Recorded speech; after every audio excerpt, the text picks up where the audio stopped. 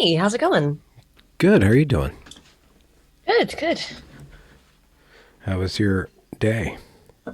Uh, Uneventful. I put out a video yesterday, and every time I put out a video, I get very it's like a big release, and I couldn't sleep. So I was up to like 6 a.m. So Oh I no. woke up kind of late in the afternoon. Oh wow. Okay. What do you mean a big release? But it makes you filled with energy somehow? Yeah, yeah, because it's exciting every time. Like even though I've been doing it for years, it's so because I work Yeah. on like the videos that make sense. They're so long; they take like a month to put together. So it's like, Oh yeah. ah, you know, Wow. oh, it's so nice to have it done. But it's also very exciting, and then it was doing really well in the algorithm. So yeah, I was just excited up all night. What was it on? Did you finally cover Johnny Depp? I did that a while ago. It was on the paradox of women's happiness, which is Oh. that as women's rights have increased, more women in the workplace, when we find consistently global happiness rates in women have plummeted. So, the Have obvious question is why. yeah. Did you look into the research? How are we sure that like these measures of happiness are replicable or solid? Because doesn't like the terms of happiness change over time or Well, there's in terms of what's being measured with the instruments that are these are pretty well used instruments, and these are a lot of the studies that I cited were are global level data. So they're not just looking at one culture or one country, and not even at one period of time.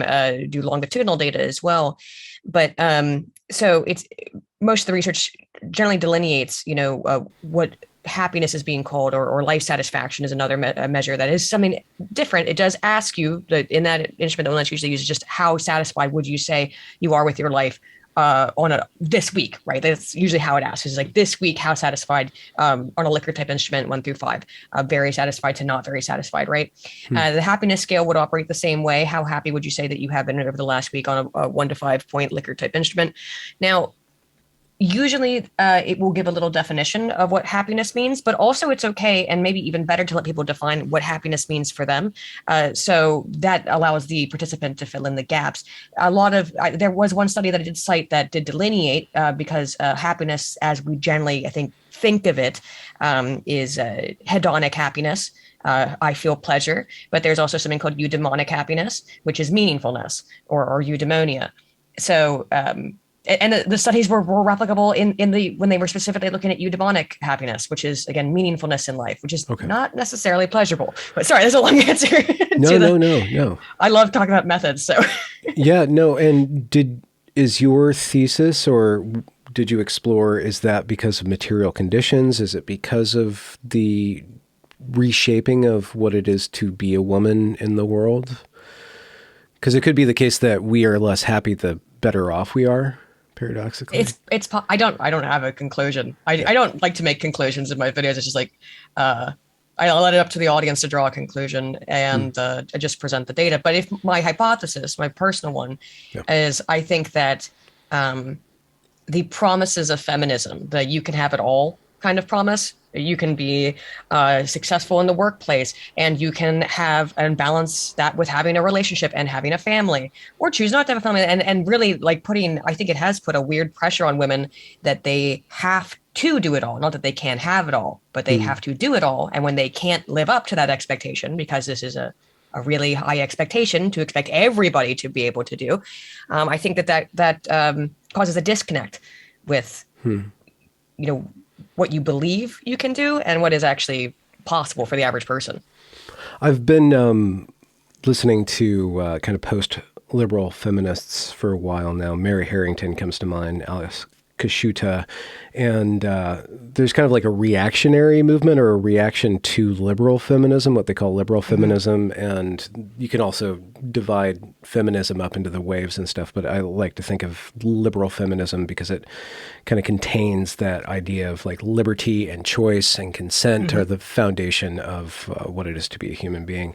And what are your thoughts on the reaction to feminism and like the different options available, like tradwifery, or is there a balance between like being a maiden in a castle and a girl boss? Like is there a line somewhere in there that was a good balance? The thing that I find strange about it is because it's inherently politicized, and I suppose this is why, is that it makes us feel there has to be a line, and it's not based on individual decisions. Mm. If feminism had really accomplished its goals, there wouldn't be any pushback to being a trad wife or versus being a girl boss. Both would be valid options, and both would be handled as equally valuable within society, or having their or being okay things for women to do. Yeah. But I think unfortunately that's really not the way that, if you want to put waves on it, particularly later feminism, let's call it, then has emphasized that women do have to kind of, you can't, the trad role is rejected by a lot of those scholars as being oppressive, Yeah. self-oppressive even, and that really limits it's some women in terms of what they, when you ask them in these studies, you ask women, what do you want? And some women will tell you, I just want to be a mom. Yeah. And I think that's looked down upon either directly or indirectly by, that's not an acceptable, it's not seen by some of the sort of feminist things, that's not an acceptable role for women. You Mm. can't just want to be a mother. If you want to stay home and be a good, and be a trad wife, well, you're oppressing yourself. Internalized misogyny, et Right. cetera. Yeah. Yeah. What if she actually wants to do that? Yeah. you know? I have a problem with the term patriarchy because it is always defined politically in order to frame things. It's always switching around. It's not really a stable concept, but it does seem, in one way of using it politically, patriarchy is the pressure that society in general puts on women. But when you look into how women treat each other, there's a whole lot more judgment coming from women to women than across the aisle. That's what it seems to me to be the case. Yeah. Do you Oh find yeah. that to be the case too? Absolutely. Women are the most misogynistic people I've ever met. For the most part, have been women. I would say. Why do you Women are think their that own.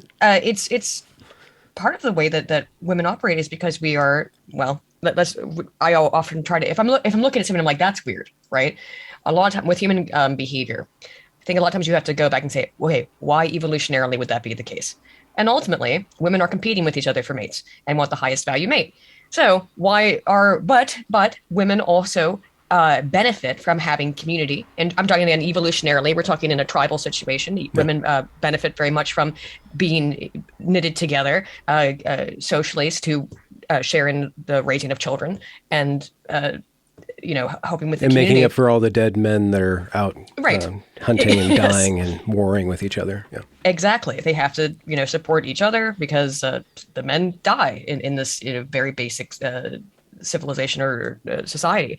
So I think that's why you get that with women. There is very much seemingly antithetical behavior, or in that very much sisterhood. All of us girls were in it together, and at the same time, oh, I can't stand her, and that's the Yeah. competing for Yeah.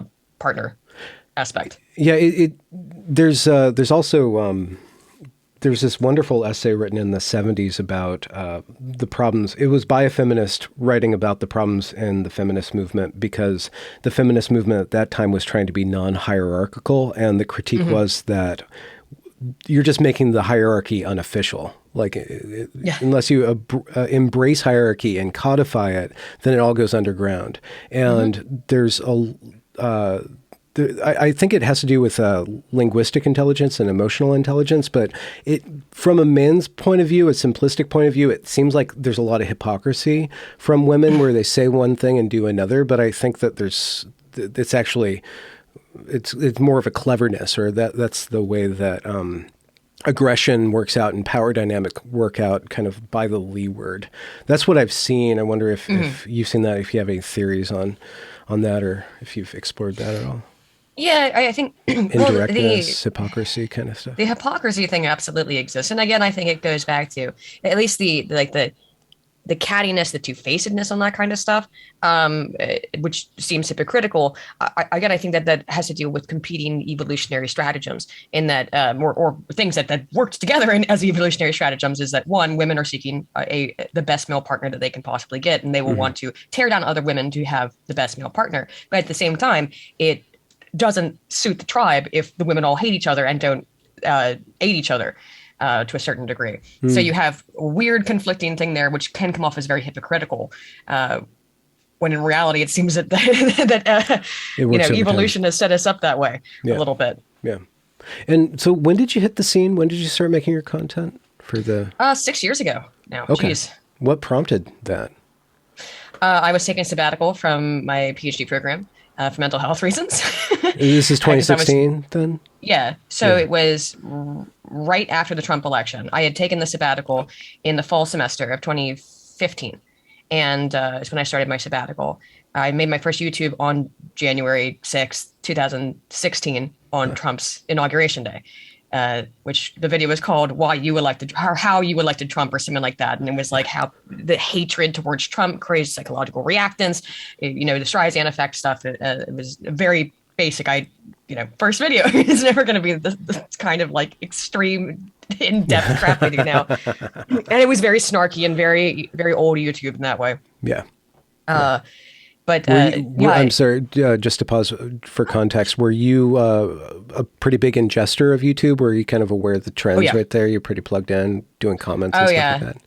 Yeah, I was a huge consumer of YouTube, both political and non-political content. I still am. I love YouTube. And what had happened was, again, I was taking a sabbatical because I just gotten burned out so bad. Because I think one thing that happens is that if you are a particularly good PhD student, you will start to get projects on your lap, you know what I mean? And then a couple more projects, and Aydin's she loves working, she loves this, so let's give her another thing, and it was just, I blew up. Basically, I was like, I tried to kill myself. I was in a mental hospital, so the sabbatical was. Okay. From like it was stress, depression, anxiety, stress. Yeah, just being so incredibly stressed out by it all of the time. So that's why I was taking the sabbatical, and I've been off for at that point, I was off for the summer and this fall semester. So it been months since I was doing online teaching, but I wasn't. The university had kind of worked out with me. It'd been like, just take one online class or teach one online class a semester and chill out. They were that's fortunate. Yeah, very nice to work with me on that. Of course, I dropped out shortly afterwards. But it was because of the stress. I just that part of it, and then everybody knew. Everybody, a very small department, everybody knew what had happened to me. It's incredibly embarrassing. And then I got too anxious to go back. So then it became a bad self-fulfilling prophecy. Yeah. What was happening is I was sitting alone in my tiny, really shitty apartment in this college town, because doc student salary, it's nothing. So crappy little apartment, and it's the 2015 leading up to the 2016 election cycle, right? Oh yeah, so it would have been 2017 is when I made my video, not 2016. Yeah, 2016 was the election. It was in November, right? But 2016 when you dropped out or took your sabbatical. Yes, that was when and dropped out. But I was that fall, leading up to the election, because I wasn't doing anything else really. I got super into politics on YouTube, and I had been into politics. I've been a big libertarian back when Ron Paul was running. So it'd been a while. That's your baseline then. That's kind of where you came from. Okay. Right.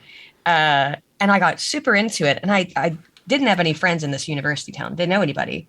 Even though I'd been there for a couple years, I just didn't make any friends besides my professors. And I had all this anxiety about going and hanging out with them, because it's like the suicide thing is, it's an elephant in the room. So it's a process. Yeah. So, and it's embarrassing. It's embarrassing because then it made me feel like a failure, that I couldn't handle the stress and the responsibilities they put on me, that the university trusted me with, and I couldn't handle it. So that was shameful for me. So I didn't really have anybody to talk to. So what I would instead do is I'd call my dad every day and just bitch at him about politics. Just be like, did you see this thing that happened today? And eventually he said, Aydin, why don't you go make a YouTube channel so you can yell it into the void instead of yelling at me? And I did. That's my dad told me to do it. Literally just like go yell into the void instead of yelling at me. And would have been Jan 6th or Jan 8th, And your first 2017. video, your first video you said was kind of casual on the casual side, the snark. Yeah, it Yeah. was like maybe 12 minutes long, and it was just describing psychological reactance. Really, it's like Yeah. this is, Yeah. when you tell people they can't do something, it makes them want to do it because it's a perceived reduction of freedom or loss of freedom. Yeah. So when you tell people you can't vote for Trump because he's a big, bad, evil, orange Nazi man, sometimes that can make some people go, you know what, you can't tell me what to do, and Yeah. go the opposite just because they can. And Americans have that defiance Yeah. disorder in Right. our Yes. genes, right? Yeah. So, Right. yeah. And so just from a technical perspective, what was it like getting into video making? Had you already developed presentations, and was it just kind of a natural progression from setting up courses to setting up a kind of a YouTube speech? I've kind of like perfect background to go into it. I went to an art high school, Baltimore School for the Arts, with an emphasis on video editing. Oh, okay. There you go. Back Yeah. in Graduated in 2008 from high school. My undergraduate degrees are in organizational communication and psychology, Okay. and so now I have that background. Then I was in graduate school. I had a graduate degree in communication, emphasis media psychology. I was a PhD student, emphasis media psychology, Okay.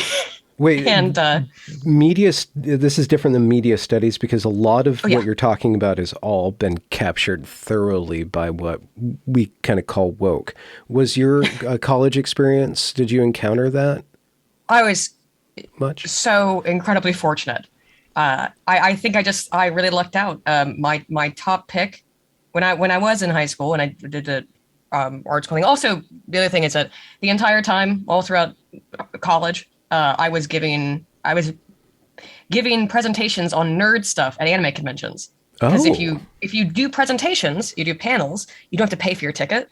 yeah. So I had been giving presentations since way before I was teaching Well, on anime nerd stuff. too has been pretty captured, has Oh it yeah, not? oh yeah, Okay, oh so yeah. you were a part of these Hmm. communities before they turned, so you kind of Oh have a yeah. perspective of before and after. That too, it was a big Okay. thing. But in terms of my university experience, I was extremely lucky. My undergraduate institution, Xavier University, my top pick, again, coming out of high school, I thought I wanted to be a psychologist for the FBI. That's what I wanted. I wanted to be Mulder, basically. Oh, not Clarice, but Mulder. Okay. Yeah, yeah. Well, yeah, not Clarice, but yeah, Mulder more. uh that's what I wanted to do. And so my top picks were George Washington and George Mason, all the DC schools, that American University. I got into all of the schools I wanted to get into, but I didn't get any scholarships, and those schools are like $60,000 a year. I'm from a middle class family. That's not happening Well, now. unless you pay it forward and go right into the The deep FBI. state. I'm using, Yes. yeah, FBI and get part of that. So they lock you in and then you're kind of beholden to their way of thinking. Yes. Yeah. And it was there. It was the option. And I had to decide if I wanted to do that, because I could have gone to, George Washington, which was my top pick, but I would have owed the FBI 8 years after college, because that's the deal. You get a 4-year degree, you owe them 8 years. That's scary. You're in, like, 8 years when you're 30 by the time and then like you're going to get out of that. Very unlikely. You're going to, I think, massively change careers. You might, but if you've been working for, the agency and you've been involved with them since college, I think it's unlikely. So Yeah. it's at 18, basically making, deciding what you're going to do probably for most of your life, which I guess everyone is to a certain degree when they, pick a university. But there's far more choice if you haven't taken a contract and signed away, Yeah. most of your young adult life to the Yeah. government. So instead, I was accepted and with a full scholarship to a small Jesuit Catholic school in Oh, Ohio, okay. and I was, when I was 18, I was very, I would say, that era 2008 type atheist skeptic of Oh, I yeah. don't Okay. like Yeah. religion type person, because wow, Were you, wow, you're probably more of a Hitchens than a Skydive. Harris guy, right? Or a Dawkins. Are you a Yeah. Dawkins? Which one of the horsemen did Back you? then, I was probably more of a Dawkins person, I suppose, of all of them. But I mean, I don't know. And so at first, I was really bullied when I went to a Catholic school, and I was horribly bullied because I wasn't Oh, Catholic. so And in middle school, they so didn't as a persuade kid, you to, okay. Oh, wait. Oh, I'm sorry. So as a middle schooler, you were yes, bullied. as a little kid, as Okay. a well, about the worst time in kids' development, puberty, Yeah. and you're getting bullied, and it's part of it is cultural, specifically religious in nature, because my family was Lutheran, not Catholic, which is like as close as you can get to Catholic without being Catholic, Yeah. but Basically. whatever. The real problem was we had moved from West Virginia to Baltimore, and it was a cultural divide more than anything. I Yeah. spoke a little different. I had a little bit of a twang back then, you Yeah. know. I obviously don't now because I was bullied out of it. Oh, okay. But that creates, I mean, that in me, it created a distaste of religion and distrust of religious people. Uh, and then I went to a small Catholic university, and now I am a Catholic. Okay. Okay. Wow. Okay. So Many years later, I didn't become a Catholic then, but yeah. in your calculus though of going to that Jesuit school, did you have to kind Mhm. of like rethink your negative views of Oh yeah. Catholicism at that time? How did you like initially like set yourself up for success? Sorry to use that phrase, but going Um, into, I wasn't. I just kind of thought, like, I've already been through this, so I can take it. okay. Like Yeah. any discrimination I can take. I've become stronger. I went to this art school and where everybody's gay, and like, oh, I'm definitely stronger than that now. I can get over any bullying that the Catholics do to me. Mm. And instead, my experience there was, I mean, there was one priest named Father B, and what he would do is he would just walk through campus every day, snapping his fingers and going, "Morning, Saint. How's it going, Saint?" And called everybody Saint. Mm. And just like pointed them, and he knew everybody's names too. I mean, this school wasn't that small; it's like Mm. 8,000 kids, okay? But he just knew everyone's name after a couple weeks, and he would just be out walking around campus all day and just sitting out in the gardens, very St. Francis of Assisi kind of figure, and would just talk to students about anything you wanted to talk to him about. You wanted to debate him. You wanted to debate him on religion and prove that old priest wrong about why he doesn't know what he's talking about. He'll sit there and discuss it with you, and people would come and gather around and listen to the conversations. It was always very interesting, Mm. and I thought that was the coolest thing. Like, like there was no judgment in it. And there was a Jesuit priest lived in every one of the dorms who was there as kind of a guidance counselor, I guess, if you want, where it was a sort Mm. of open door policy. So if of course you have resident assistants like any other university, but one of the things that the priest did is that if you had like an emotional problem or you have a question about something, they could always just knock on their door, and provided it's not 4 a.m, reasonable time, uh, and they're there and they're in, you come Mm. in and yeah, have a sort of confessional, but unofficial, right? It was a very interesting experience. I going to that school, it was extremely welcoming. In fact, when I was moving in, my dad, who's a big cynic, everybody, like the students come together and they pick up all your crap out of your car and move the stuff in for you, and they're all like, "Yay, let's go! Nice to see you. How's it going?" Like they all have that same energy. And my dad, he seriously, like afterwards, he was like, "What are they putting in the water here? Something. This seems. Why are these people so happy?" And that was just the way the school was. Everybody was always Mm. in a good mood. It was an extremely positive environment. And there wasn't a lot of wokeness. Now, I mean, when Obama won, everyone was celebrating because it's this college. It's still, Yeah. Left Democrat leaning. leaning, left Yeah. leaning. But I was the head of college libertarians because I was the only member of college libertarians.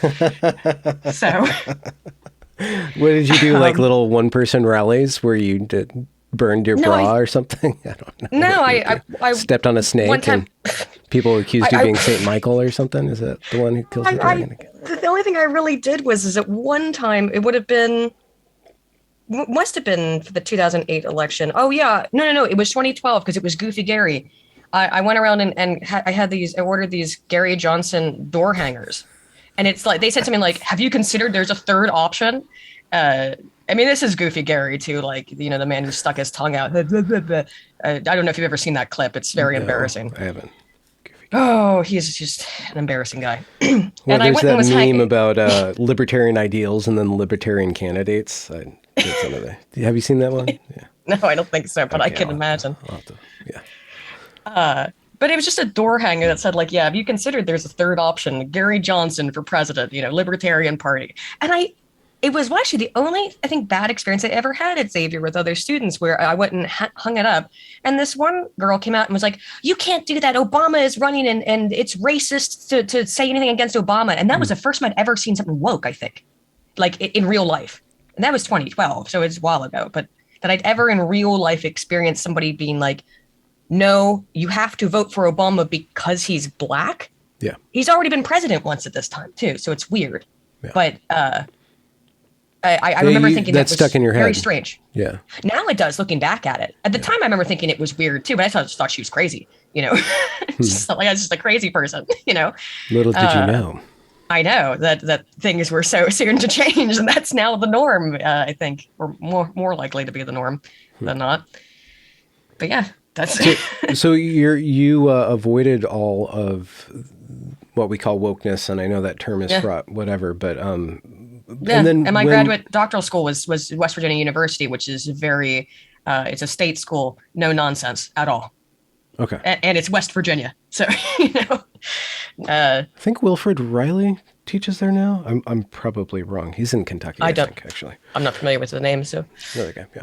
I would only know my department anyway. Your little cohort. Yeah. Yeah. So when Trump started running, what was your process of looking at the election? And because that was a very big sea change. I think Obama led up to it, just injecting politics and Occupy Wall Street.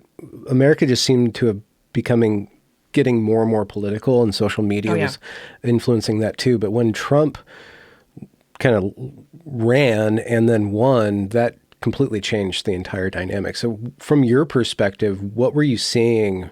I guess, and when you started to speak out or to share your thoughts, you were already analyzing things psychologically. What do you see about the zeitgeist, if that's the correct term, in America, and how it changed over that period?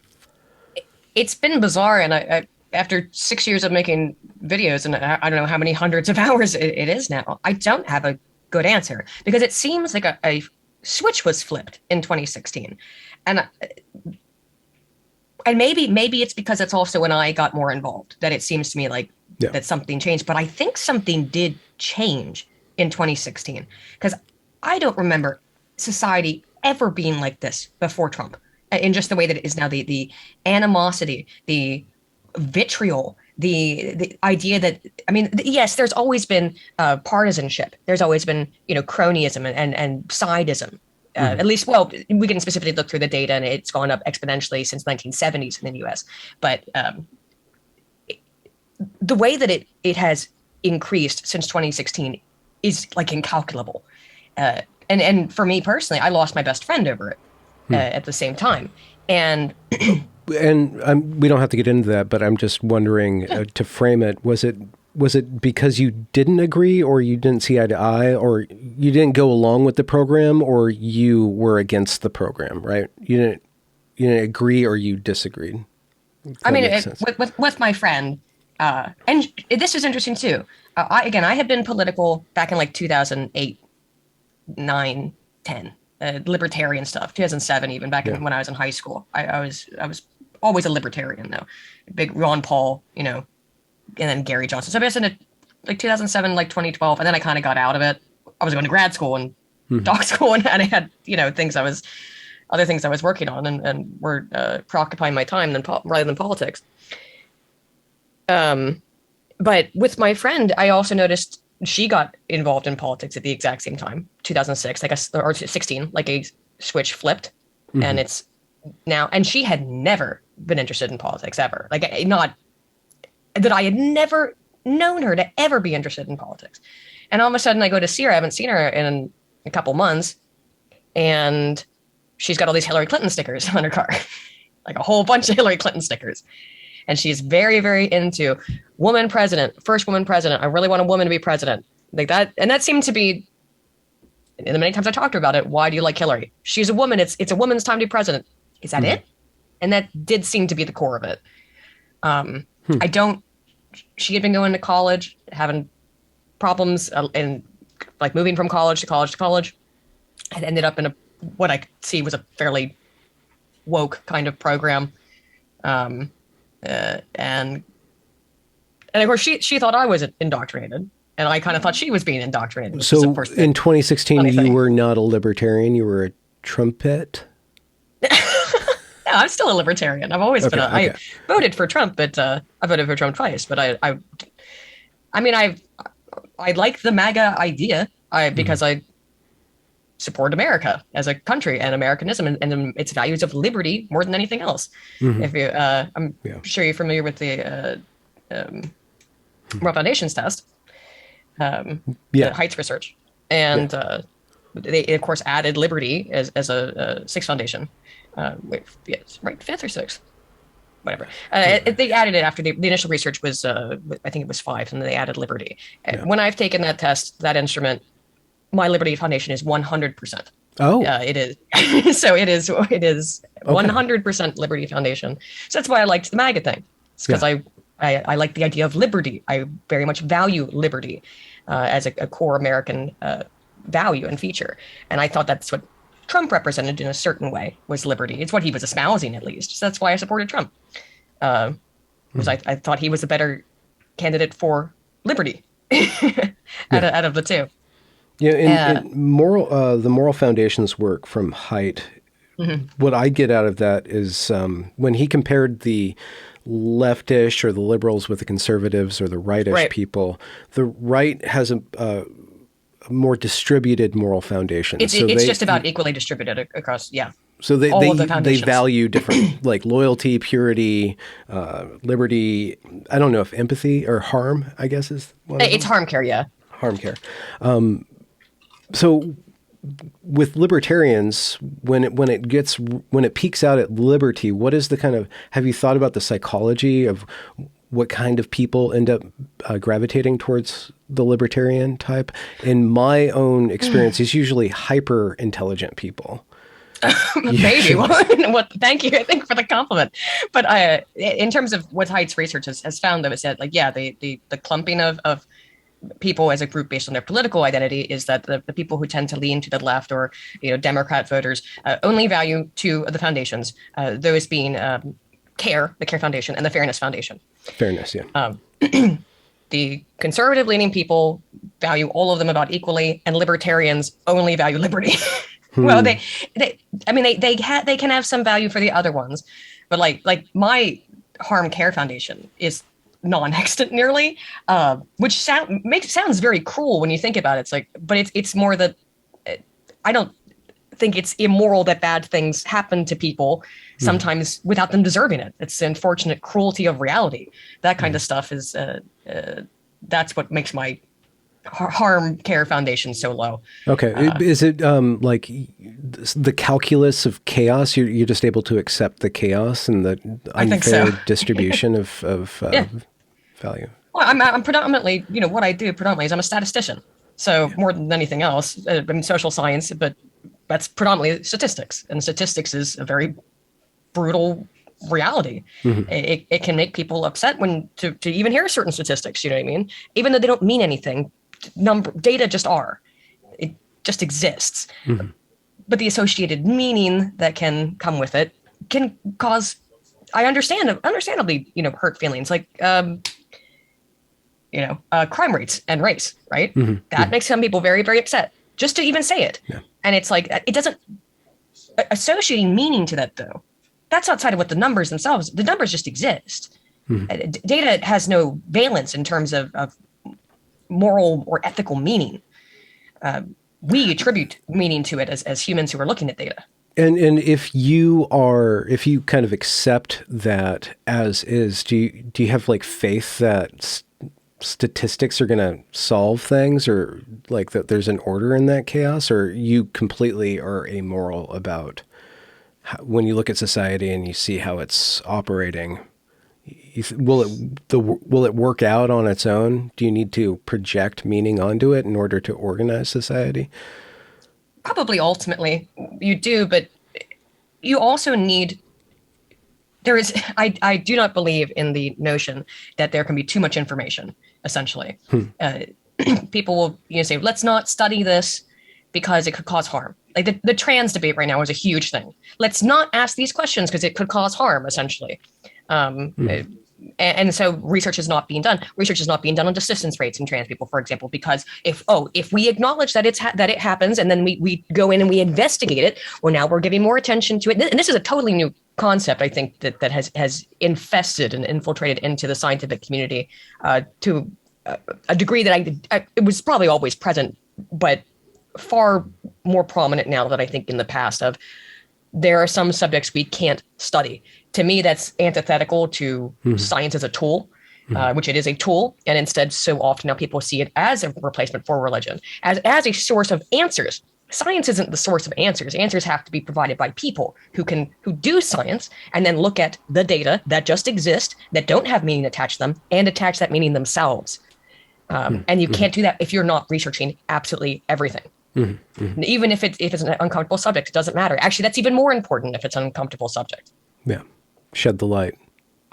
Sunlight as a disinfectant. The interesting thing about Catholicism is that in a kind of popular Protestant notion or atheist notion, which is kind of just a descendant of Protestantism, people accuse the church of being anti-science, but it seems like the Catholic Church has wrestled with science for so long that from what I understand, speaking with actual Catholics, like they really embrace science. They really embrace science as a tool to understand what they call God's creation. So the conception from outside of the Catholic Church is that they deny reality, and they project all these stories on reality. And what we see now is this scientific community, this so-called atheist community, becoming more and more ethically blind, or putting these moral, ethical blinders on that is functioning religion, but they can't even call it a religion because they don't have the ability to call what they're doing what it is, right? It's an affront to their social identity, because a lot of these, atheist types have invested a lot of their sense of self into being an atheist, and also into being into science. The "I fucking love science" crowd, if you remember that thing, and the Reddit community kind of stuff of people on Reddit who are, I'm going to be honest, midwits. Largely, but who are very, very convinced of their own intelligence. Midwit is, I think, like the more common popular term now, but probably it's more apt to use the old school term, sophomoric. The people who are very convinced of their own intelligence and education are usually those who don't really have the bona fides. What's it called? Like your peak confidence? Yeah, Dunning-Kruger, like your peak. Yeah. The incompetence, confidence kind of tension. Right. And these people who are also very embracing the atheistic social identity and self-identity, I think also have come along with that this element of scientism. It's a worshiping of science as an idea, not as a tool, which is all that it is. Science is just a tool to a way of understanding the world. And you do see that particularly with some Catholics, and the Jesuits are very well known for that historically, who have been a lot of academic Jesuits, and have gotten in trouble with the Catholic Church at large for their promotion of scientific rigor historically. So I think that, there are, at this point, it's a strange balancing act. There's more and more kind of religious people who see science as a tool for understanding, God's work, and to better understand God's work, and to aid humanity, help others, and just if from your perspective, right, God made all these things, shouldn't we want to understand don't we understand his glory greater by understanding his creation and using our God-given tool of reason to do that? Yeah, exactly. How did your attitude toward the church change over time? Because you said that in middle school, you were a Lutheran and then you were atheist. So what are some of the kind of the frame shifts that have happened in order for Catholicism to be comfortable, or to make sense, or to make a sort of sense for you?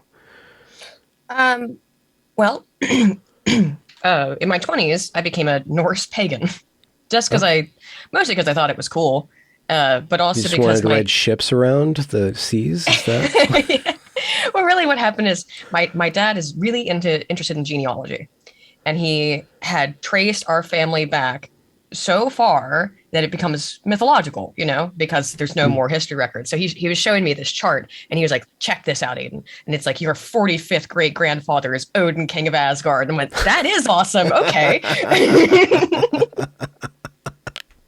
And so it was after that, I was like, okay, I don't know anything. This was like before the Thor movies and stuff. I guess it was around the time they were coming out too.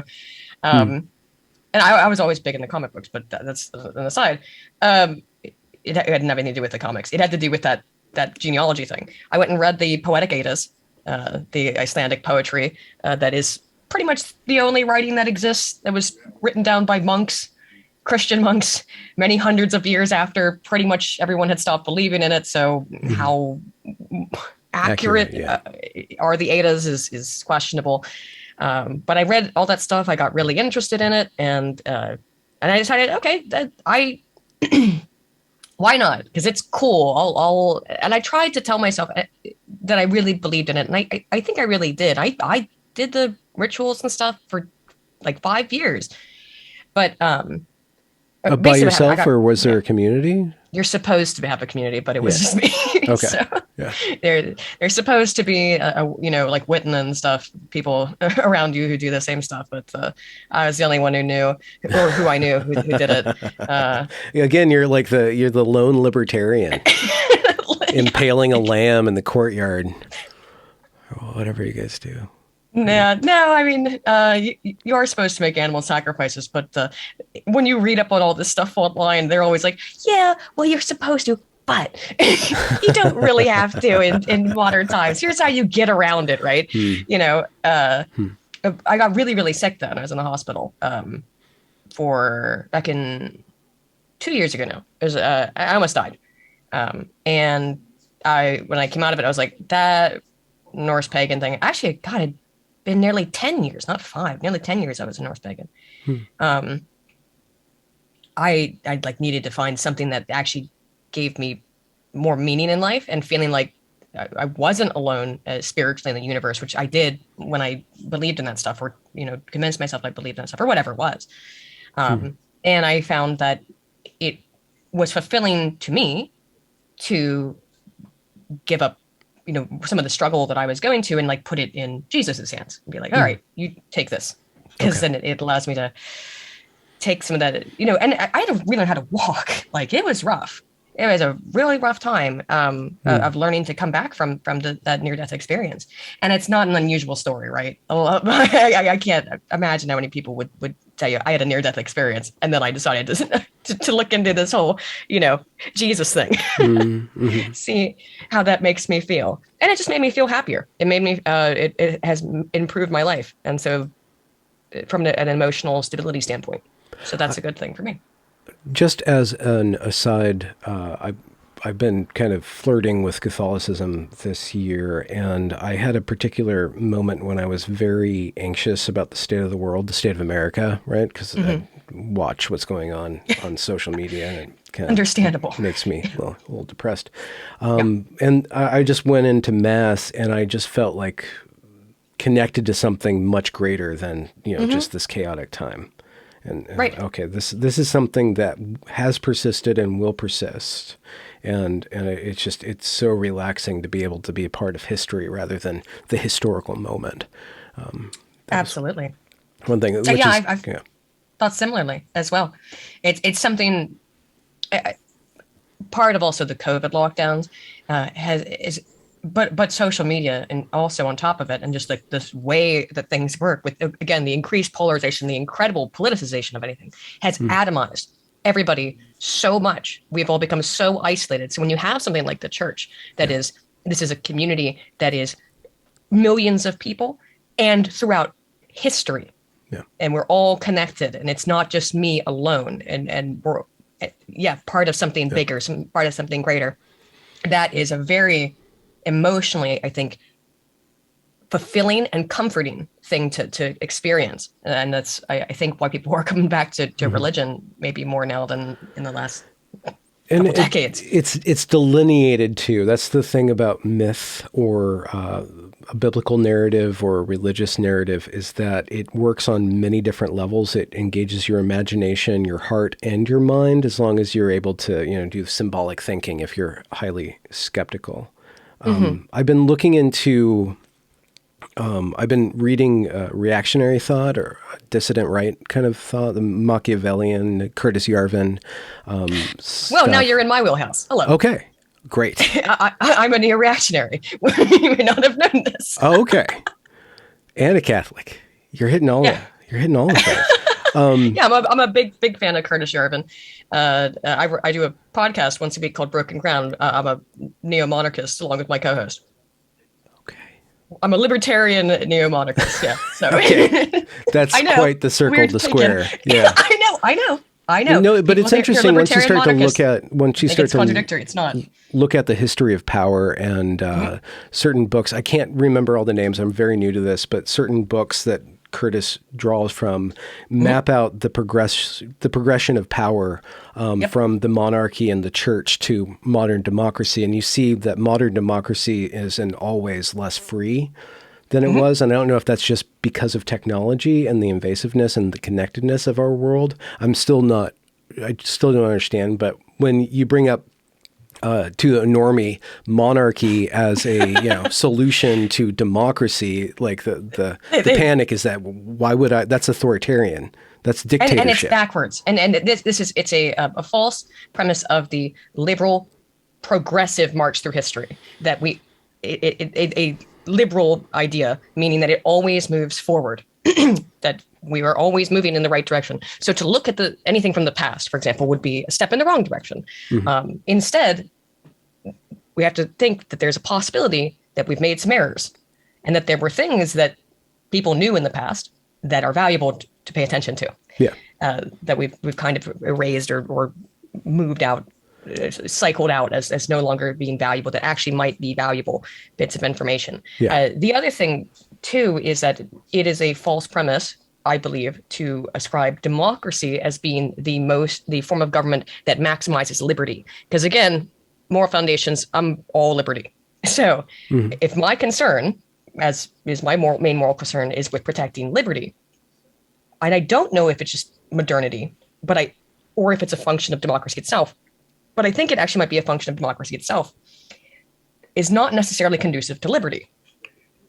And one of the main reasons why is because democracy inherently ends up creating animus.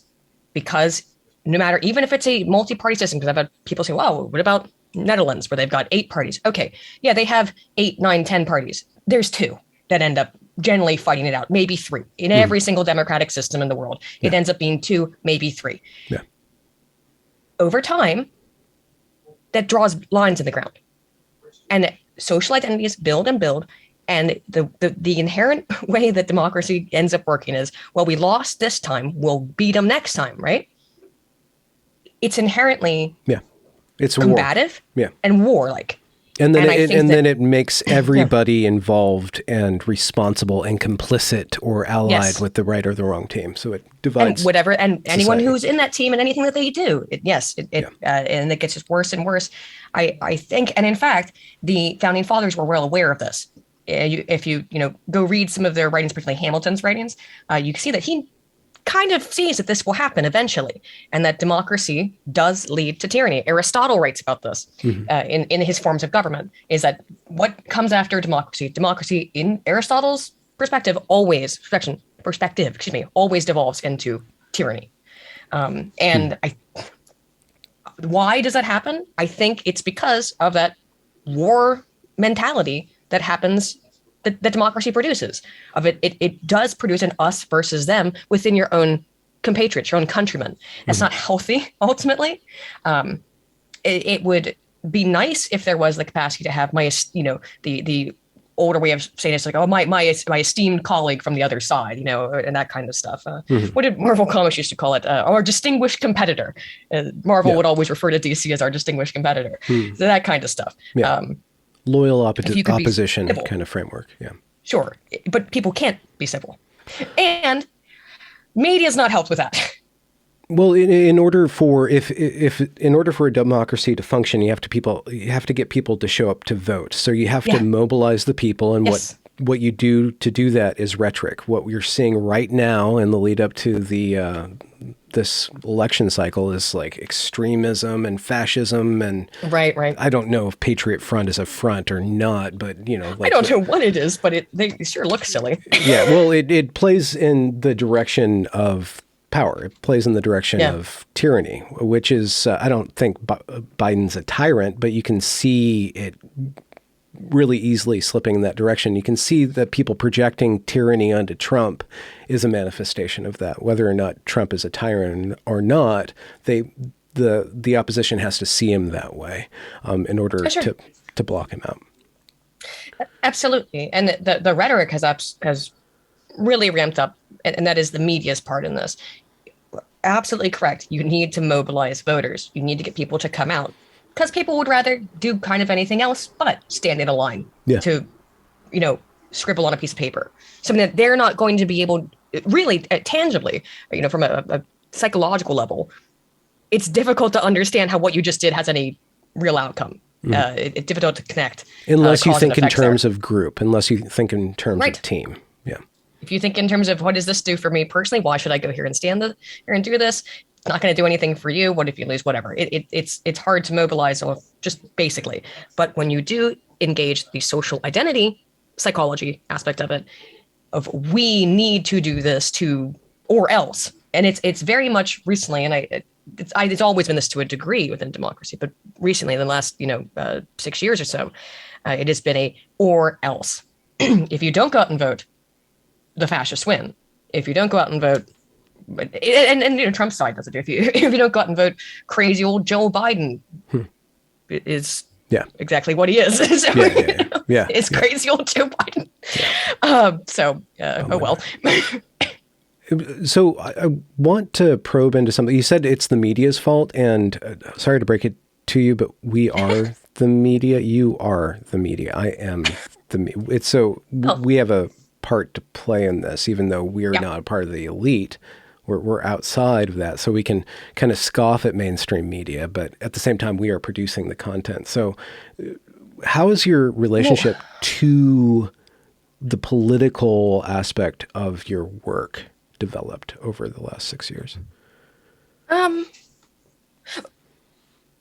First of all, I do want to say real quick, because I got hung up on something, is I did say sort of the media's fault. The media is exacerbating it. Again, as predominantly a media psychologist, that's most of what I do. Yeah. The effect that media has is actually quite low on changing opinions. I think it raises the temperature. It can't change opinions. The research on this has been very consistent. The agenda setting theory research, which is McCombs and Shaw, 1978, found a 0.98 correlation between what the media reports on and what people think is important. That is the highest correlation I have ever seen in a piece of research. Like the highest. 0.98 is an insane correlation. That's why I know the whole citation that quickly, because I've never seen anything else like it. No one's ever seen anything else like it. But that is what the media reports on versus what people think is an important topic, not what they think about it. That's agenda setting theory. Cultivation theory, not good research there. Cultivation theory is the idea that the media can cultivate a certain perspective on reality. Not good data there. There's one exception, which is mean world hypothesis. There's good evidence for the existence of the mean world hypothesis. Mean girl? Mean world. Okay. I mean, sorry, I'm talking fast now because I get excited about this stuff. My bad. The mean world hypothesis, which is a sort of subsection of cultivation theory, posits that the news always is covering nasty stuff because it doesn't, talking about the pet show that happened down the street is not entertaining. It doesn't get people to turn on the television. So news media almost entirely covers negative topics. They get more views, the more negative it is. The result of this is again, the only part of cultivation theory that seems to consistently exist is this mean world thing, which is that people who consume more news media think the world is a worse place than it actually is in terms of it's more dangerous than it actually is. They think their likelihood of being killed is way higher than it really is. They think the likelihood of being shot is way higher than it really is. That's really the other kinds of media effects that we get outside of just agenda setting, which is what topics are people talking about. But in terms of being able to influence what people think about those topics, the media has almost no capacity to do that, as far as all the data I've ever seen have been able to indicate. Okay, but if we think of education as a form of media, education indoctrinates the public in a massive way and kind of can influence them subtly or influence framing over a long period of time. So if you think of education as media, then being subjected to it for 12, 20 years is going to have more impact than just watching an hour of TV every night. Oh, sure. Well, if we're going to consider education media, then yeah, that would be a little bit different.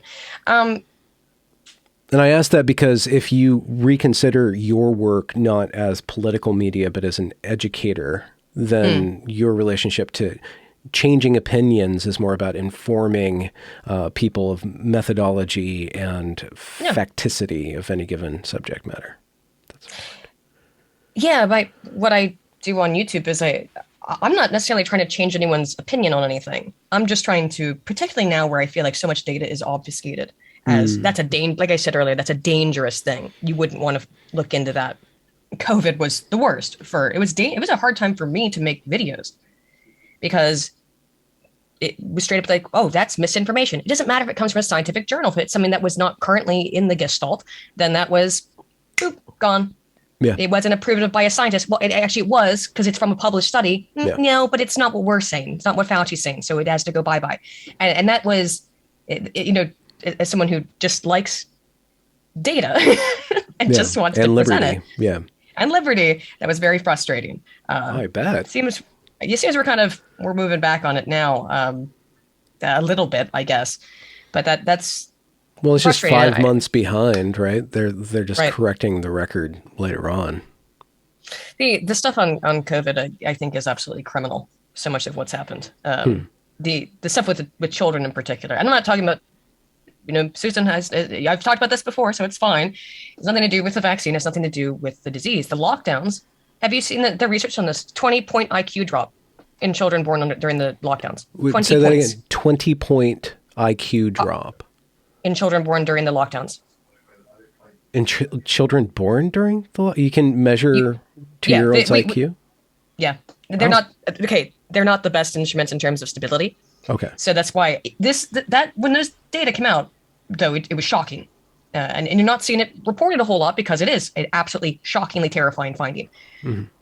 Those instruments are not the most robust in terms of long-term stability. So we'll have to see if it's reliable and if it doesn't rectify itself once the lockdowns are over. Because that would be the big thing. We know children have a lot of flexibility in terms of their early development. They're actually very resilient. Very easy to damage, but also very resilient. So hopefully that will right itself. In academics aside, it will color this generation's view on the world in one way or another, and it'll be interesting to see how, if their trust in government goes up or goes down, right? Speaking to the reactionary base. Maybe there'll be more reactionary babies out there saying, screw the government. Maybe. Right. But my only goal in YouTube is just to present data in a way that makes it fun and interesting to people.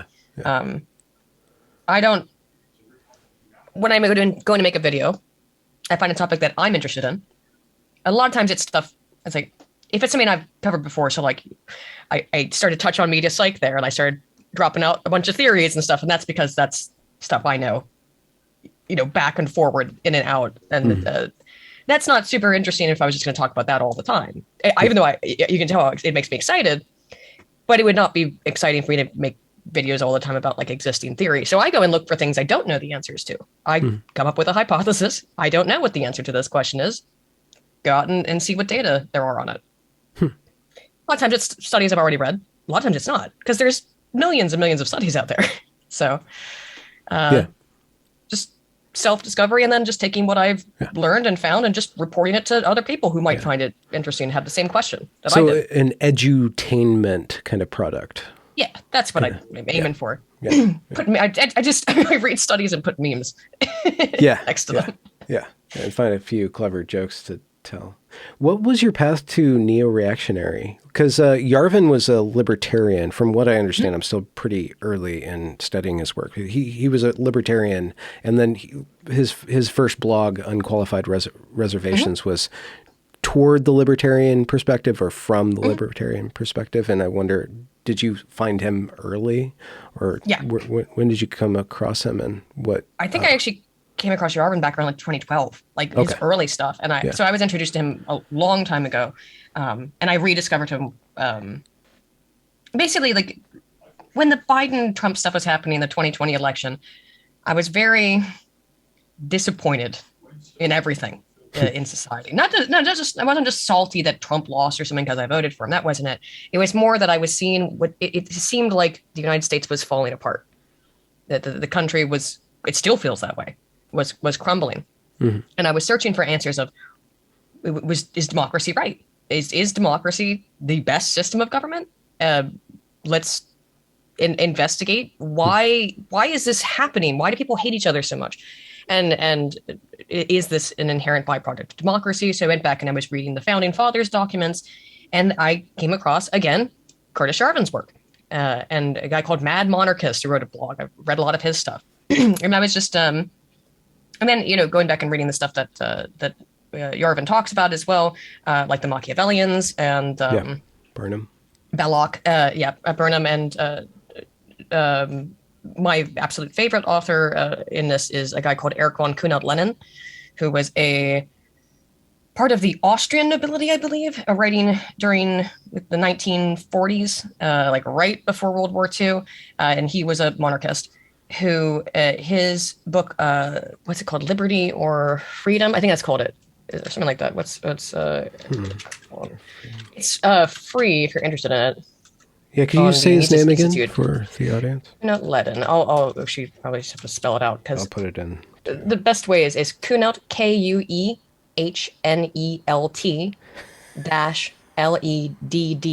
-Leddihn. Liberty or Equality. Sorry, that's his book. That is free on the Mises Institute. That was like revolutionary for me. That explained everything. I really suggest reading it, but it explained all the problems I was seeing with democratic society, why people were at each other's throats, why it was seemingly decaying. And he goes through the history of philosophy, of political philosophy, the Aristotelian kind of stuff too, and explains like this is the way that democracy actually ends up going. Says its sort of natural endpoint is to end up people hating each other because of the building animus over time based on the social identity stuff, which he doesn't use in so many words. Also, his writing style is fantastic in that it's extremely easy to understand, even though it's very erudite. So I highly suggest this book, free on the Mises Institute, just to go download it, check it out. Great book. But he ultimately thinks that the best way to protect liberty is a monarchic system, because under the democratic system, people get this animus towards each other, and then they try to steal each other's liberty because they hate each other.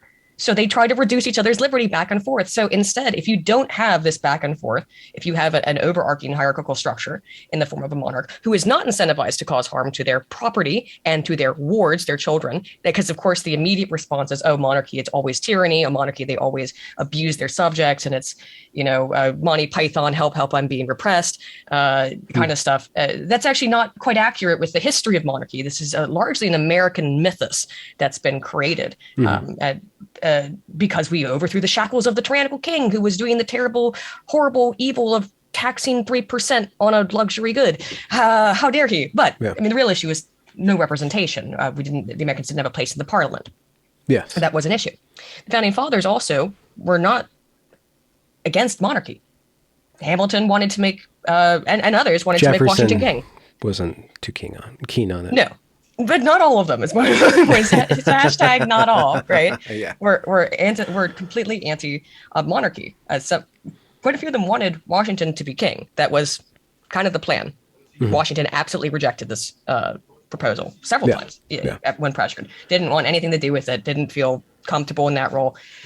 So the original kind of proposal by a lot of the founders was for America to be a constitutional monarchy with representation for the states that wasn't available because of the situation with the Atlantic Ocean being in the way thing. Yeah. And instead decided on the Democratic Republic. And if you read their writings, particularly Hamilton, very skeptical because he had read the writings of the Greeks, and the Greeks were also skeptical of democracy, even though they're the ones who invented it. In a very small little containers, experimental townships or city-states. Yeah. It's this the grand American experiment. So again, if you have the people who are critical of it 2,000 years ago, if they're small experiments, and then saying, let's do this on a massive level, if the founders hadn't been skeptical, that would be more worrisome, I'd say. Well, in order to speak to, I don't mean this derogatorily, in order to speak to normies about this, or the centrists about this, you really have to re-engineer core foundations of consent and of choice and of buy-in. And a monarchy is taking consent away, in a way. It's taking choice away.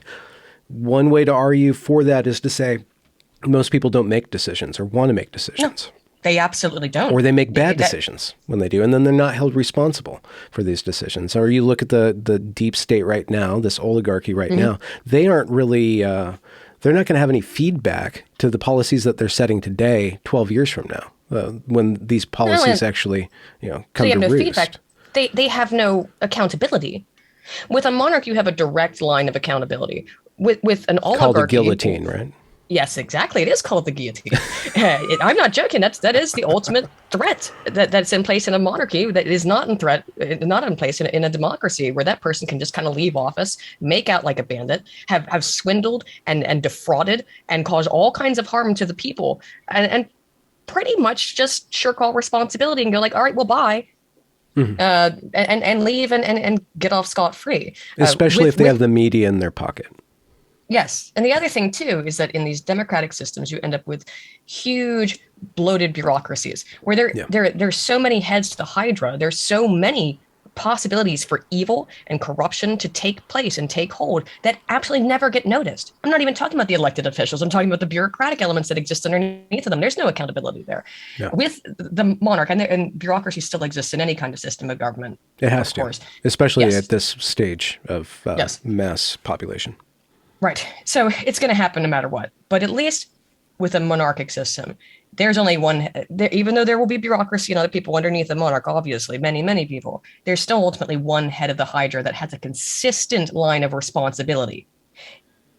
In that they don't go away, so they can't be voted out. That is I think, a boon on the side of monarchy in terms of accountability towards the people in charge and in power. Yeah.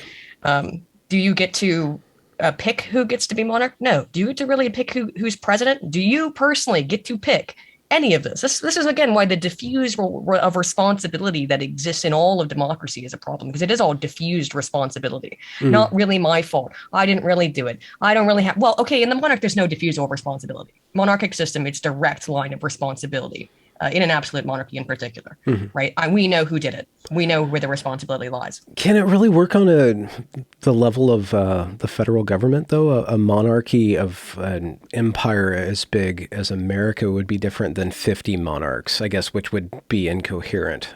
I just wonder if it scales up. I guess we have had Caesars. That's one of the things that is talked about. Sure. The British Empire, though, existed not super, super long ago. And it has been a while. Technology has massively changed since the empire pretty much was, dismantled. But that was a massive, massive empire that I would say was far more diverse than America, even in terms of countries all over the world, all over on all continents that were under the control of the crown. Yeah, and yet managed that. Now, of course, you do that in its own sort of diffusal of responsibility by having local leaders. And the thing is, too, is that there's nothing about a monarchy that precludes any kind of capacity to have control over your local sort of governance. Because people still elect mayors, people still elect local officials on an area where they know who that person is, and it has more direct accountability to the region that they're in. and particularly if you have a constitutional monarchy, there's no reason also there wouldn't be all kinds of other voting. You just have in Eric von Kuehnelt-Lenin, the guy who I mentioned, his system, he actually, which is a constitutional monarchy system, and the one that I agree with, is that you would have let me see, I have it exactly written down of how he has it laid out. One moment. It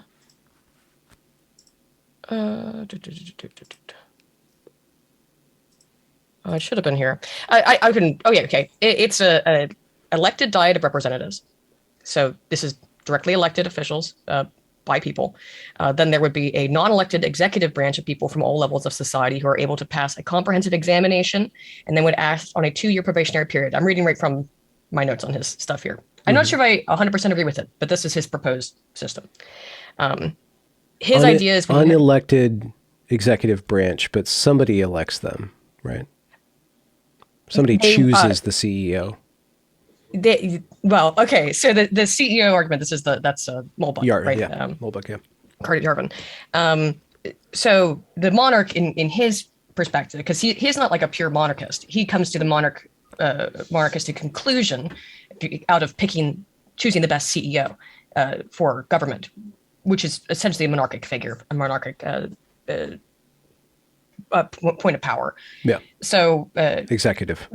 Yes, the grand executive, because this person, and which is how Trump ran the presidency in sort of his own way, because he comes from the business world. And I certainly, even though Mulbug wasn't like enamored with Trump either, was at all, was still in maybe sort of that kind of direction of, you want someone who is going to rule like they are running a company, and someone who is chosen because they are the best for that role, and who would be best for the role, someone who has vested interest and stakes in the company, someone who can't just leave and say whatever. That's one of the reasons why monarchic lines in particular are potentially valuable for selecting leaders. Because of property. It's passed down. Yeah. Right. Generally speaking, people don't destroy their property. Of course, the immediate response is yes, they do, and yes, they do. I know that they do. We know this. Or they consolidate property until you have the Habsburg line with a bunch of inbred people. And another point of contention would be, if you kind of look at China, they kind of basically have a monarch right now, but he's cut himself, or Putin. We have these leaders that cut themselves off from feedback, from counseling, and they rule more and more by fear. I brought this up with Yarvin. How do we sculpt or imagine the character of this monarch? It's one thing to kind of just make a posit, like some sort of variable, but like it's got to be a human being with values and with a certain view of the world. How would you sculpt the correct monarch of America, right? What are the qualities of this individual? Kuehnelt-Lenin and many other scholars who talked about the monarchy, particularly in Machiavellians, is that it has to be a from birth position, pretty much, of someone who's been educated from birth to have an emotional connection and an intellectual connection with the property and the people, right? Of the people being the monarchic position is a hierarchical one, that it reflects, and this is why it's the oldest system of government, I think, in terms of when we have actual governmental structures, because it reflects the basic structure of the family.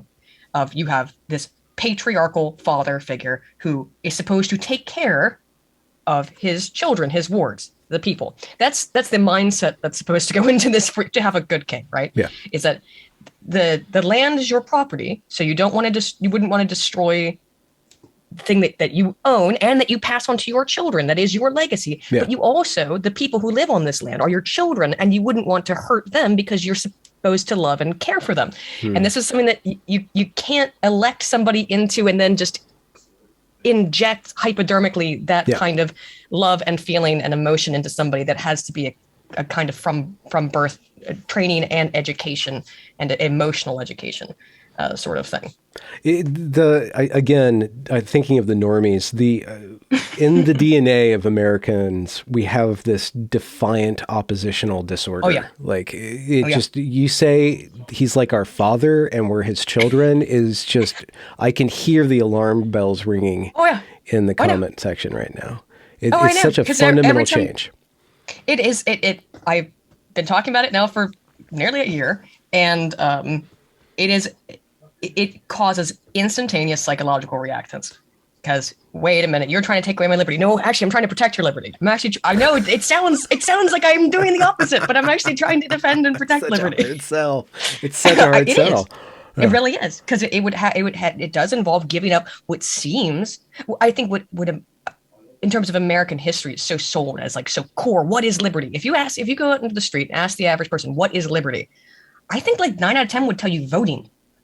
Voting's not liberty. Well, entrepreneurialism is one answer that's very practical, but you'd have to have a class of people, the bourgeoisie, who basically are getting kind of educated out of existence or social media'd out of existence. Have you seen the rise of this no work Oh, or anti-work? I did a video about it, which actually did really well, because I talked about like, does work make people happy? Yeah. And the answer to the question in the research was, kind of got to do something. What's that quote about idle hands or something? Yeah, devil's handiwork. Yeah. Yeah, devil's handiwork, something like that. Just sitting around all day and not doing anything and playing video games actually makes people really freaking depressed. COVID should have been illustrative of that for most people, I think. Sitting inside and not doing anything. That's not, it tears at you after a while. I mean, I looked into that too, because I know that people are like, why can't I just, we've got all this technology, why can't I sit at home and inject a pleasure button right in my brain? Well, they did that experiment with rats, and you don't want to see what happened there. It Not didn't good. turn out too healthy. I mean, well, there's the rat utopia experiment, which is a different experiment that you probably are familiar with, the rat utopia experiment, where they... With the cocaine? No, the rat utopia experiment was they gave rats everything they could possibly need in this environment. Absolutely all their needs were taken care of, and they let them exist over generations and generations. And eventually, because they had all their needs taken care of, never any adversity, didn't have to do anything, just kind of laid around and did whatever, they stopped doing everything. They all got fat and lazy. They stopped mating. Yeah. They stopped fighting with each other. Okay, I was going to say they could have just gone completely berserk, but they didn't. They were completely docile. Okay. Normally they fight because, for dominance and mating rights. The males stopped fighting, and they became what they called in the study the beautiful ones, because normally in all the previous generations of mice, they would have scars from all the fights that they get into, with each other. Wow, but okay. these mice were beautiful because they had no scars, they had no patchy fur, they were just fat, and they didn't mate.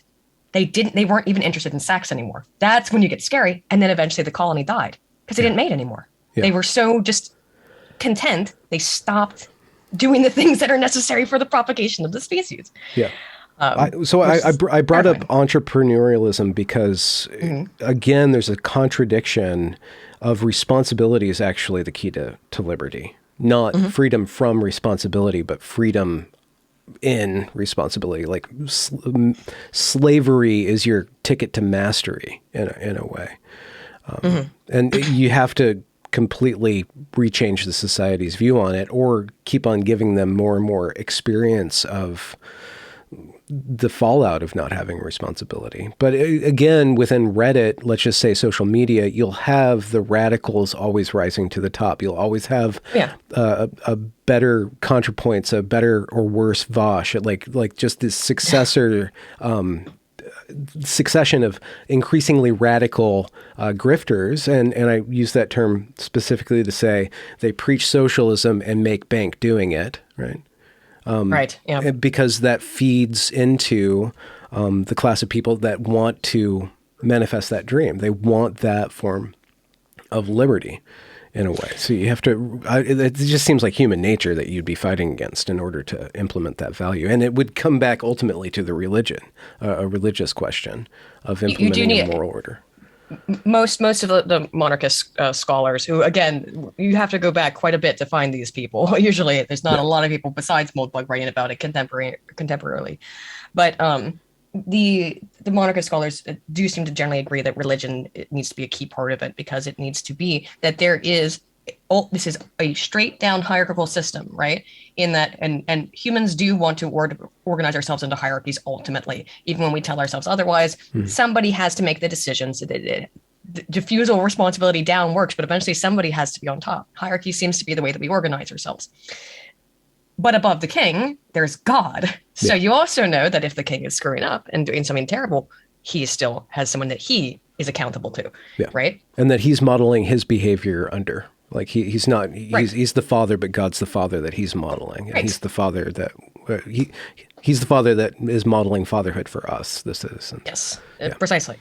The idea of liberty is that it has to be defining, well, what is liberty? Is if liberty, if all it means to somebody is voting, I don't think that's the definition of liberty. I think liberty is having the ability to do what you want as when you want to, and to make sure that's protected, your ability to have these freedoms of behavior and action. That's not being stymied by external forces of the government. Well, no, it has to be, you actually have to train people to want certain things and to not want other things. Like you can't People just don't put it. always want liberty, by the way. No, they don't want I liberty, but even before, even the one thing that rings true for me in the critique of liberalism from the dissident right is that the liberalism assumes Christian values without explicating them. Like you had to, Christianity modeled people and prepared people to be liberals. Like liberalism, live and let live. There's already a moral foundation underneath that allowed people to speak the same language and to see the same world, morally, and then scientifically too. So you need to compel people to want certain things. Mhm. And Which is difficult to do. well, but if you look at the media right now, if you look at like the liberal media right now, they are compelling us to value certain things. They are compelling what we call wokeness, and big scare quotes around that is a moral system that's telling you what is valuable. And it happens to be the stupidest parts of us, like our immutable characteristics. But, what else do they have to lean on? I, the hatred stuff is now what keeps people going. Hatred. I think hatred. Animus. Okay. Yes. Right Fear now, that's and what hatred. that's what's and fear. Yes. Well, it's the most motivating things. If we look at the research on it, what gets people to act? Fear and hate. Very sadly, it's a lot more powerful of a motivator for behavior than love. Yeah. And that those fear, and the negative emotions are more motivating, because evolutionarily, we have to react to things that are A direct threat. provoking these threats to us, or that we see as a threat. Yeah. So, and the news, of course, profits off of that too, in stoking it. Literally profits. News media organizations have more clicks. This has been studied very consistently. As like I said, going back to agenda setting, people don't click on headlines about the cute puppy who was saved from the fire. They click on headlines about Trump new allegations. XYZ, whatever. Well, I mean, CNN's business model was Trump. They Yes. CNN made Trump, and Trump made CNN. Like oddly enough, like even though it was a negative relationship, like they existed off of each other. I don't think Trump would have been as popular if they didn't report on him 24/7 leading up to the election. Oh yeah. Oh, that was again, first video was, here's why you got Trump elected. And it was you castigating just general royal you out to everybody, I suppose. But it was about, here's why the media and people who were screaming about Trump got him elected. So that is a double-edged sword in terms of the media's obsession with him. And of course, their ratings have plummeted. Well, since, they keep on talking about him too. Yeah. Yeah, they won't shut up. Yeah. Keep bringing it back in, because they need it. They need to at this point. Yeah. They have made him the 24/7 and the reality TV show star that he already was times a million. Yeah. everyone's watching the grand reality TV show Yeah. of Kayfabe. Trump. Yeah. Yes. Kayfabe Yeah. America. Kayfabe MAGA. We were going to talk about Lupron. Oh yeah, that was the point. That was the point. But we're already an hour and a half in. I don't know how much time you have. So I, I guess we can talk Forget about about that if you want, but sure. I want to just kind of finish up why we started talking about politics, because we were talking about Catholicism, and I just have been thinking about this reactionary point of view, or looking at the deep state, or looking at society as these egregores or these leviathans, these kind of powers and principalities, these superstructures that are actually have consciousness kind of on their own. The United States of America, a township, a state. And I was thinking just this morning, I was thinking about that view of power, that view of the state, and then also the Catholic view of everybody being a part of the body of Christ, right? And those it's kind of the same thing, but there's a different flavor in the Christian conception of everybody being a part of the body of Christ. And by everybody, I don't mean Christo-fascistly, but everybody who, Right. who volunteers into that religion, that Catholic religion, becomes a part of that body, and how we can be a little bit more conscious about our political being as being a part of a body and being a part of one big body. Caesar and Jesus, or Caesar and Christ, kind of these two kind of systems. I just wanted to put that out there if you had any thoughts Yeah. on that, and to kind of like to ask you, since we talked about politics, like what's the step forward, or like what are kind of the steps of implementing like some of the reactionary, if you wade into solutions, if you have any solutions, if you have any hopes about pushing discourse or politics in a certain direction that would be more favorable to your moral foundation of liberty. Um, that's multiple. Try to go through one at a time. Yeah, I It's did that. interesting you use the word Leviathan a lot, and I think that might be related to some of the mold bug stuff. It was why you use the word Leviathan. There's a very good neo-reactionary book called Leviathan and Its Enemies that goes into this kind of very specific topic about or general kind of subject matter of the broader group of people. It is because people have become so atomized that I think there's so much hatred, and it's why I think people also do now find that returning to maybe the church in particular is a way of escaping the hatred and social identity madness that happens in politics, and finding that no, instead it's actually quite psychologically healthy to come together in collaboration with people, saying we are, togetherness, oneness, a unifying social identity, rather than one that is toxic and based on being, because politics, again, the way that it works in democracy is against. It is always, what am I not? Yeah. Not just what.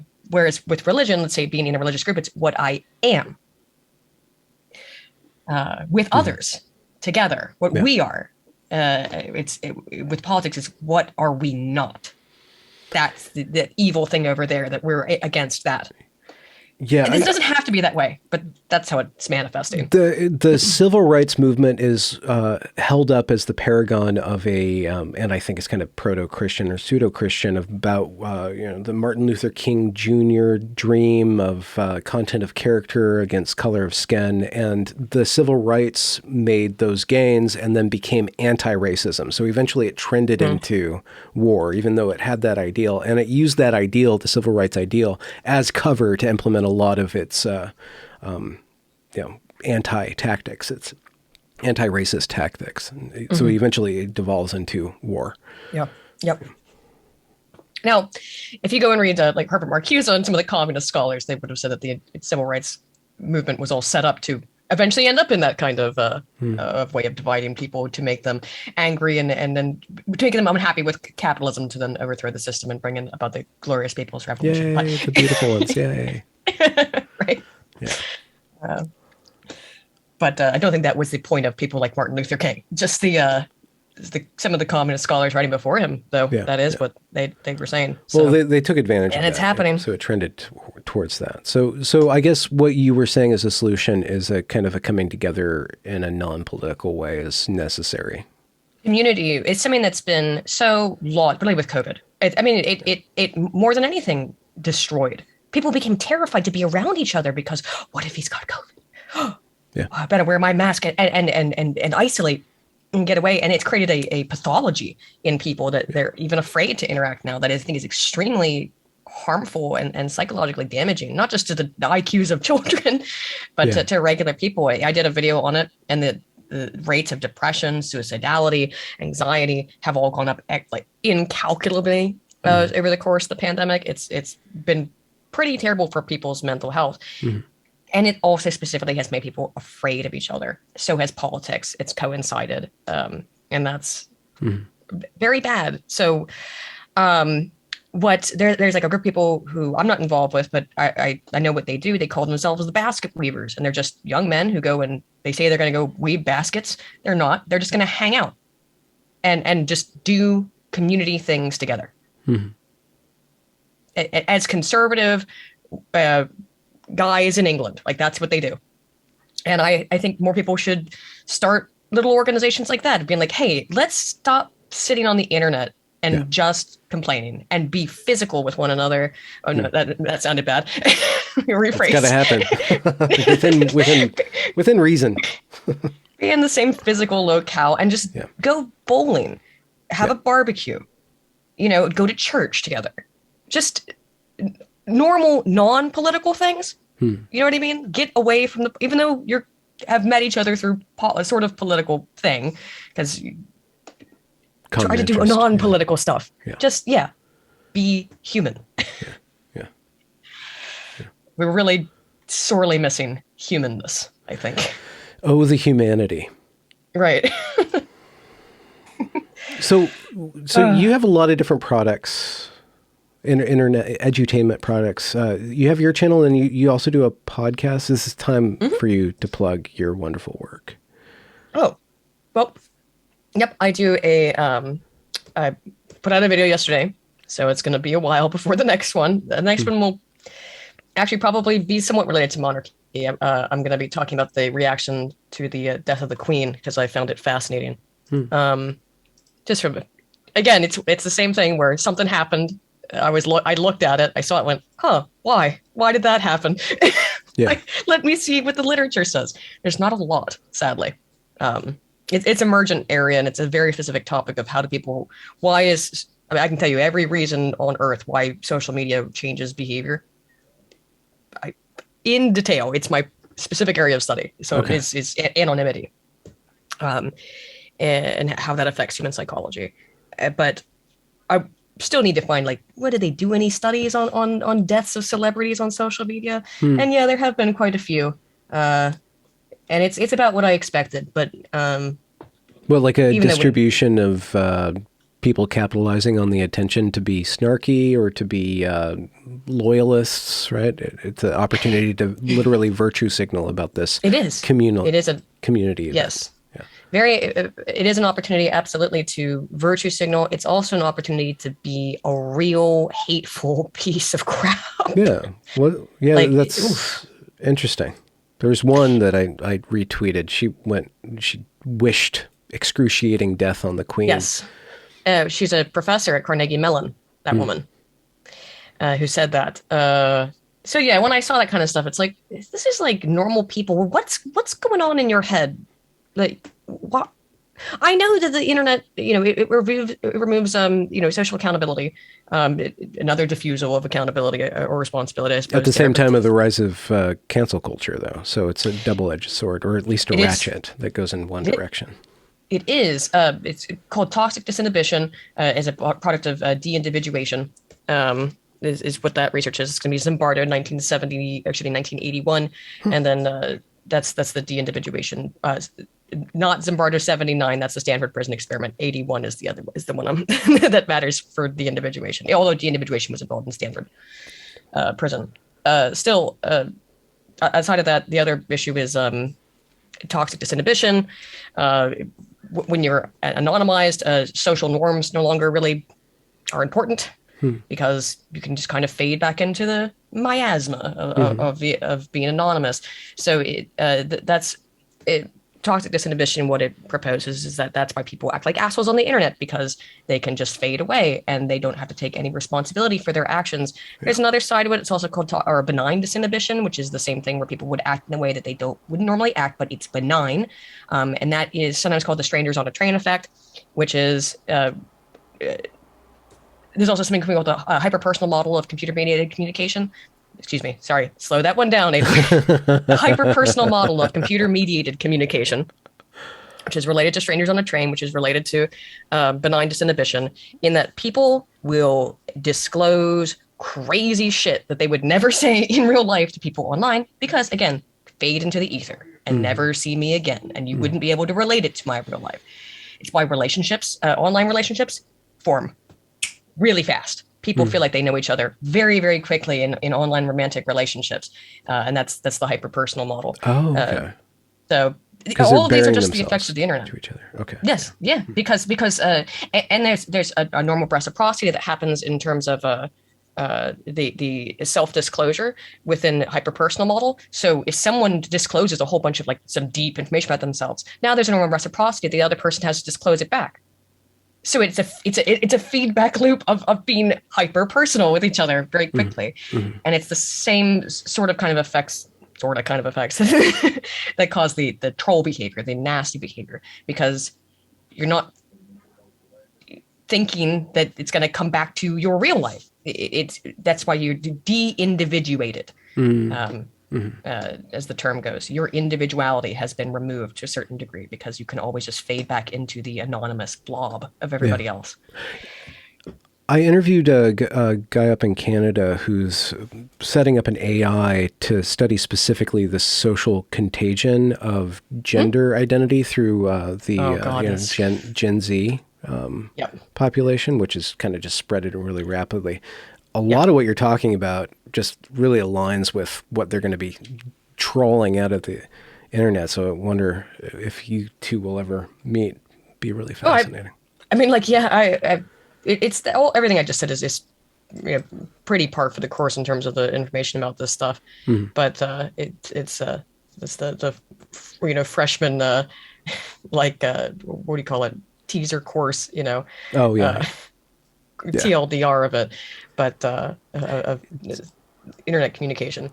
Does skin in the game kind of change your relationship to the social media, because you have a brand, right? You've created a consistent personality that exists and persists over time, so that you kind of does that kind of, like, for me, it does. It changes how I behave to a certain degree. I'll be more of an asshole, of course, than I would in real life, but I kind of keep a certain level of, I have wiggle room, but it's not as broad as people who are completely anonymous. Yeah, I mean, it depends on, everybody kind of ends up, there's so much, this goes like way into like Goffman's face work stuff of who are you presenting? Why are you presenting that side of yourself? Who am I? Who am I in this context? Who am I when I'm going by Aydin Paladin? Who am I when I'm going by my real name? All of these things are elements of face work, and what makes somebody in any individual context. It's a very, very broad area of discussion. But we're all doing a certain degree of face work and presenting a version of ourselves that we want other people to see. Generally speaking, that's Goffman's face work stuff. Positive face forward. Face or phase? Face work, as in FACE. Irving Goffman's, yes. It's just that we all in real life and online are always doing some degree of face work.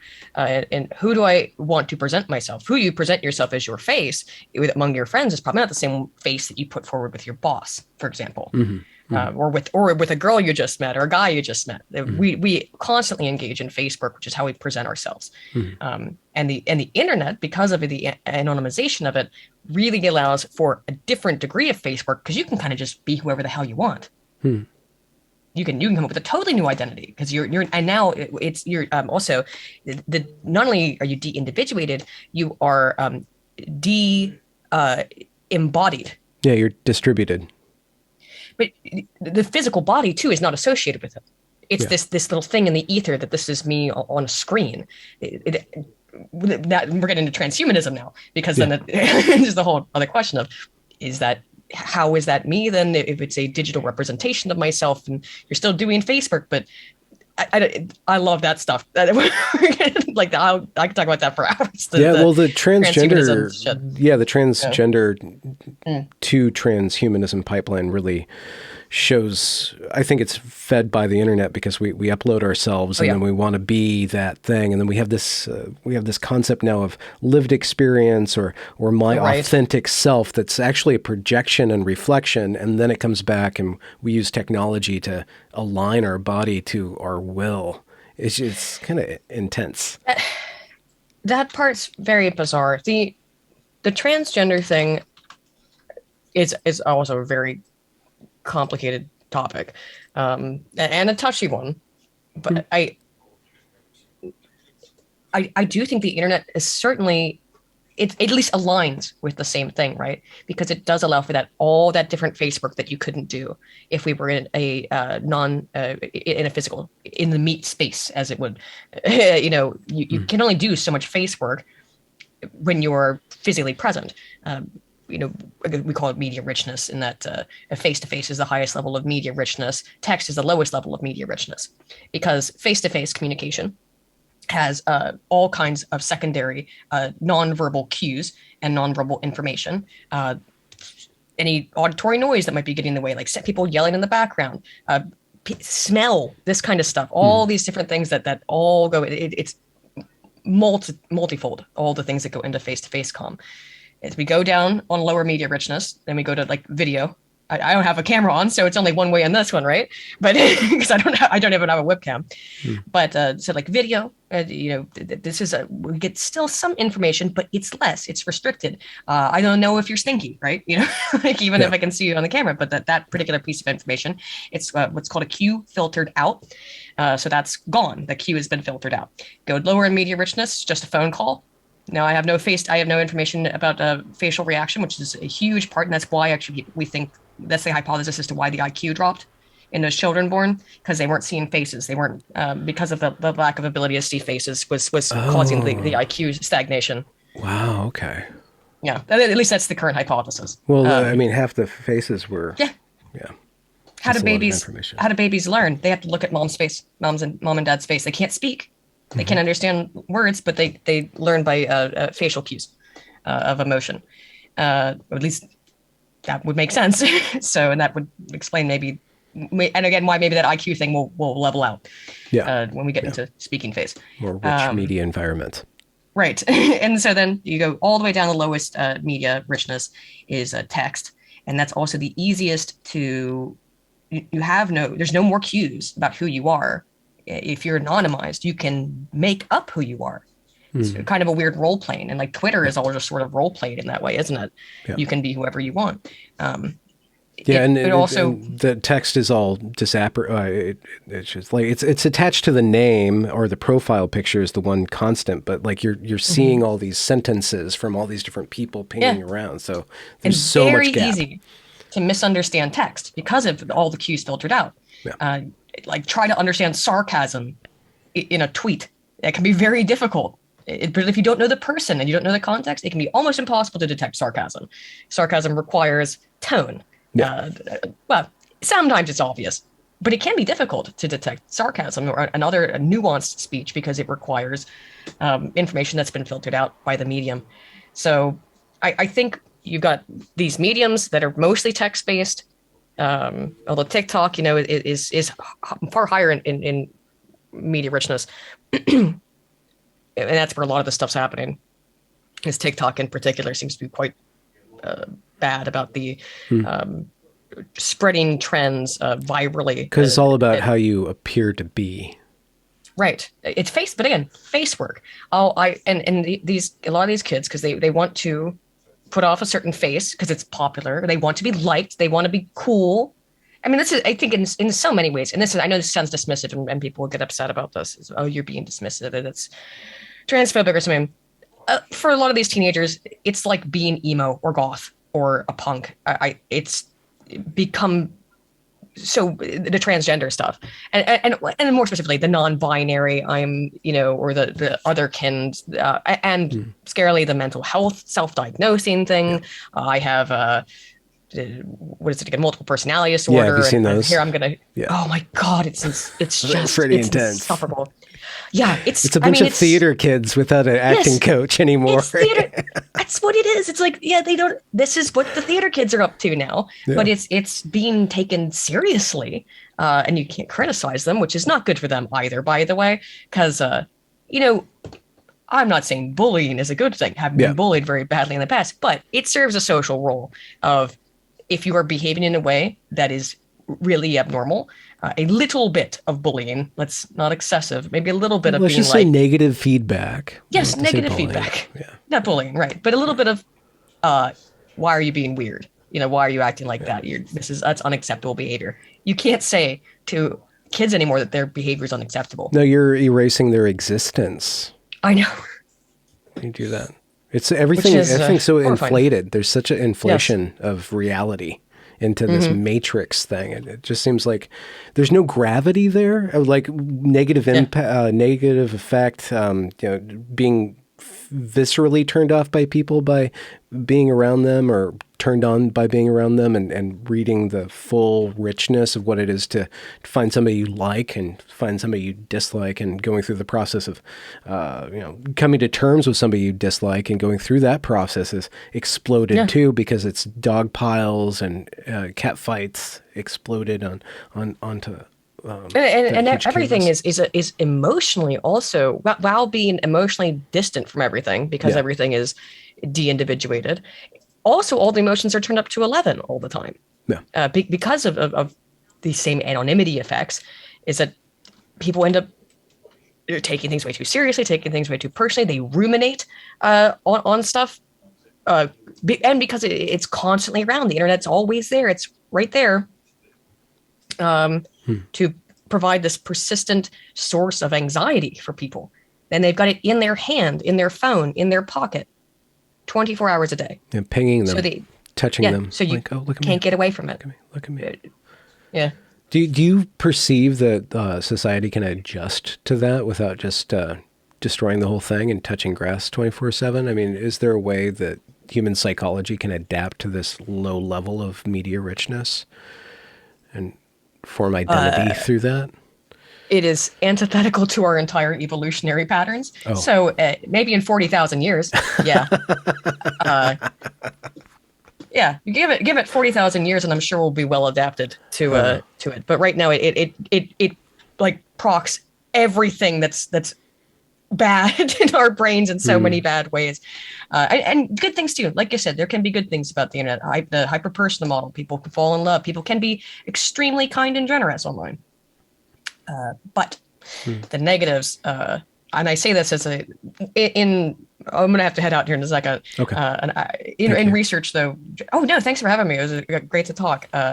In research though, generally researchers will refer to themselves as a light side or dark side. I don't know if you've ever heard this. I didn't know term. Research. There's Sith and Jedi in research. there's Sith and Jedi. Okay. At least in social science, because the idea is people will say more of a dark side researcher, and the vast majority of scientists are dark side researchers, which is, it's just like the news. What's more interesting? Is it cute, cuddly puppies, or is it what makes people evil?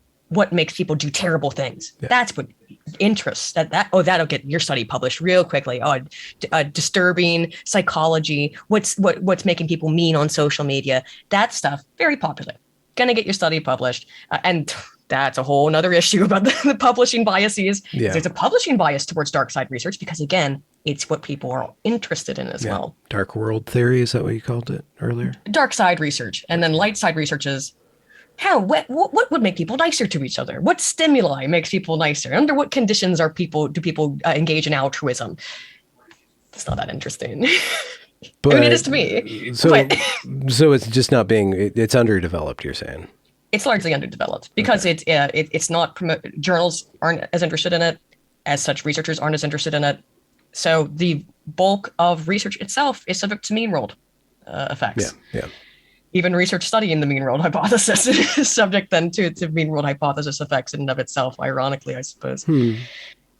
It Yeah, is it reminds me of those portion of truth. slew of articles that came out about the YouTube alt-right pipeline. And there was all these people accusing all these people of being right-wing without discussing what is right-wing, right? They just said right-wing is, I was labeled Alt-right far-right. extremist. Yeah, extremism and stuff like that. But instead of like saying, well, here's how this, it just seemed like a slander job rather than like Oh yeah. enlightening why people think different ways and how we can get people to communicate more and bring the center, fill out the center with the extremes rather than castigate the extremes as not Yeah.